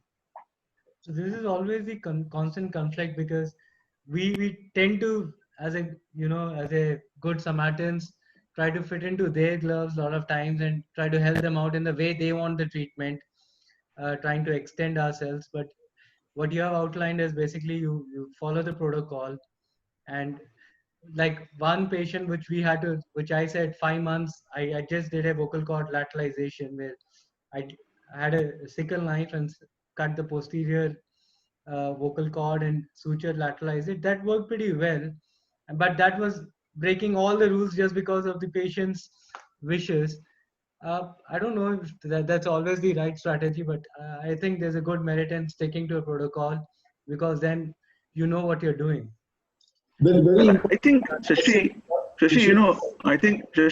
you must remember that, if you're able to talk to the parents right at the start, sit with them, spend 30 minutes, give them all these options, I think things are much better, rather than giving them in bits and pieces that, oh, this thing happened today, next thing happens tomorrow. It is very difficult. And, we are treating these patients very, very regularly. And believe me, it takes a lot of talking, but that actually gives them the hope, number one, and the faith in you. And, I think then they are ready for everything. But long and rough times in the hospital is something that you need to speak to them very quickly. I just want to reiterate one very important point which Dr. Kishore made. With all these powerful instruments at our disposal, laser, your coablation, etc., etc. Some of us are very fond of using these things too early. He's giving you too time. Yes, anything destructive, anything ablative, I think we should be very, very careful. And I think the rule is not to do it. Try everything else. I think that's reiterated 100 times so that we don't cause more harm than good. I think that's a very important thing, lesson for all. I just wanted to get one or two more people. We've got a few minutes more. Suja has been asking some questions, and she's another very experienced person in pediatric airway. Suja, are you around? Do you want to make some comments? Can you Yes, Dr. Shashidhar, thank you, Dr. Raman. Dr. Shashidhar, very informative, very good talk. And yes, this is a problem that when we encounter, we find it very difficult to settle, bilateral vocal cord palsy. And many a time I've seen when the cords are in the midline, because of the underlying neurological problem, they also have aspiration. So cords are in the midline, at the same time they have aspiration. So, and that may be also one of the reasons why we have to do tracheostomy. Right. Right. So it's been a wonderful discussion. I just want some comments from everybody else whom I haven't spoken to. Whom do we have here? Is Rakesh here? Rakesh wants to say something. Anybody else from the audience? I see Dr. Gautam Kaun here. I see a couple of other people. Izzy, any comments from before we wind up? You have to unmute them, I think, otherwise we won't hear them. Yeah, I think everybody should be unmuted now. Yeah, yeah. Anybody wants to make some comment? Can I ask Dr. Kishore Sandhu one question? Hello. Hello, Please. can I ask Dr. Kishore Sandhu one question? Please do. Dr. Kishore, you said laryngeal, cord preservation or voice preservation before the age of 1 year. Which would you prefer? What sort of cord lateralization would you suggest? You're doing it before the age of 1 year? So the protocol that we have is that we would first stick with non-invasive ventilation. The second, if that doesn't work, then we go in cord lateralization. But I have a special prosthesis which in fact we have made in-house. We do know that if you put a cord lateralization fixation stitch, that can actually go a cheese wire, and it can go through the vocal cords, and it doesn't function. So I have a prosthesis which actually distributes the stress forces on 4 points. So these are in the ventricle of Morgagni and in the subglottis, and never on the vocal cords. So the objective is that rather than have a wired stress onto the vocal cords, we have a prosthesis which actually allows to distribute it over 4 sites, which actually reduces the stress on the vocal cords. So we would use that for a cord lateralization.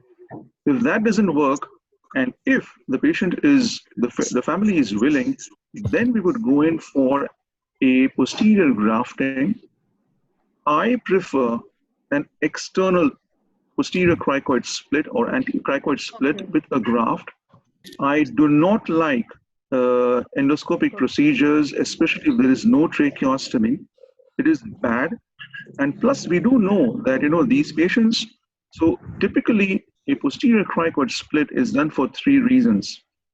If it is for a posterior glottic stenosis, posterior plus subglottic stenosis, and 3 is for a vocal cord palsy. So usually it works very well for posterior glottic stenosis. That percentage that is almost about 90-95% of the times, it's really good.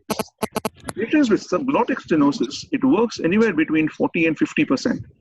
And in vocal cord paralysis, that point in fact comes down even more. So this is almost about 30% of the cases. But what alternatives do you have? Either you do a tracheostomy or you a grafting posteriorly that will sort of create an enlarged interarytenoid space. Finally, what are we looking at? We're looking at enlarged interarytenoid space. Remember, more the interarytenoid space in this particular kid, more he's going to aspirate. So all these things need to get evaluated overall. And in spite of all this, then we come down to actually a tracheostomy. So all the earlier 3-4 procedures that we have done is basically to avoid a tracheostomy. So Shashi's case, in fact, she has come during the COVID times. So we have just written an article, submitted. So our objective during the COVID story was to avoid a tracheostomy and operate to not give a tracheostomy. Because we know that, these are all aerosol generating. So we have never done tracheostomy during the COVID times. And in fact, our approach was entirely different. To do straight away, go ahead and do a tracheostomy. No, we would avoid doing a tracheostomy. And if someone has a tracheostomy, we would try to actually close and try to give him a non-tracheostomized life. Remember, during COVID times, there were lockdowns. There were issues with traveling. How are they going to get all the material that they require for tracheostomy? So our objectives were basically to make life easy for them, make life easy for us, because these all patients are going to come into the hospital. So this was how the way we actually saw it. Thank you. Dr. Shashi, Dr. Shashi. Yeah. Hello, Dr. Izzi here. Excellent hi. presentation. Yeah, excellent presentations. I just want Thank to you. ask Dr. Shashi, what precautions did he take because of this COVID era? Because in Mumbai, we have not still started our routine cases yet. So any specific comments on that? My precautions are imported from Mumbai. The person from Mumbai has couriered me the respirators which we use in the OT. So it's much easier for you to procure. So we have just used, and all our patients are COVID negative essentially. So so we test them COVID, and then for the procedures we only use respirators. Because N95 using them is easy, but fogging is a big issue. And for my face and my mask, I never been able to solve it completely. The fogging just happens. We just One question for Dr. Kishore. Rakesh? One question because we have 2 minutes. Okay. Kishore Sandhu. Yeah. The one question is, before you started this processes for lateralization of cord, do you have any failures doing the suture lateralization? Because I started off in 2006-7, but I had 8 or 9 failures. So after that, I stopped doing it. Sorry, out of 8 or 9 cases, 2 had a failure. Then I stopped doing it. Now I go mostly for the laser procedure. So what is your? So the failure rates in my hands are anywhere between 60 to 80%. All these patients fail. Before you started with the processes. Yes, and even with the prosthesis, that is nothing great. I mean, it comes down to 50%. So, I mean, it's a way we are looking at it. But again, remember, I think the number of cases are so little that, we do not have that kind of an experience. So I wouldn't really be saying that, does the prosthesis fail? It's very difficult to say because we have not got so many cases that, we can really use it. We do not have the CE mark wherein we could, in fact, sort of, try to collaborate with other institutions so that, you have a multi-centric sort of, collective way of using it. So this is basically based on a proof of concept, and basically we're trying to develop that. But again, I completely agree with you that, the chances of success rates are much lesser. Is it a silicon based? Being impolite, Rakesh, I'm sorry I'm being very impolite, but we'll have a talk by Kishore on this topic in the coming days. I think that's the best way to clear our thoughts. I'm sure most of you agree. And I'm sorry I'll have to wind up the session today. Excellent discussion. Thank you so much. This was a trial balloon, and if it's so good, I want more people to be involved. It's more like a classroom. I need to thank Prahlad for giving us this excellent platform, and we're going to exploit him fully for that.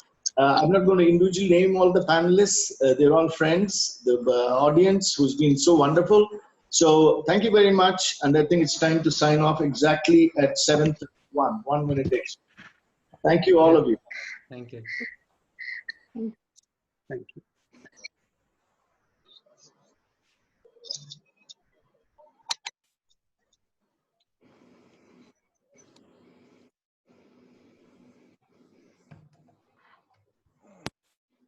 Huh? हाँ